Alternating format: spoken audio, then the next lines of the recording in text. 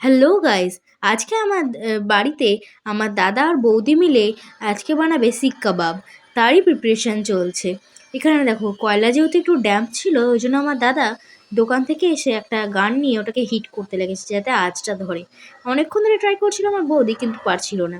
তারপরে এই আঁচটা একটু ধরাতেই ফ্যানে হাওয়া করছিলাম যাতে একটু ভালো করে আঁচটা ধরে যায়, মানে আগুনটা যাতে স্প্রেড করে কয়লাগুলোর মধ্যে।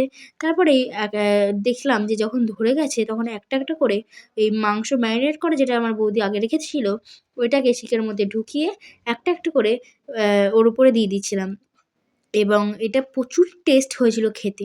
তোমরা চাইলে ট্রাই করে দেখতে পারো, আর আমাকে কমেন্টে জানিও যে যদি ট্রাই করো কোনো দিনও কেমন হয়েছে খেতে। আর এই দেখো, যেহেতু ঠান্ডা ওই জন্য গরমটা কিছু মনেই হচ্ছিল না। আমার মেয়ে তোমাদেরকে দেখাচ্ছে, তো দেখে বলো আমাকে কেমন লাগছে তোমাদের। তো আজ এটুকুই, টাটা।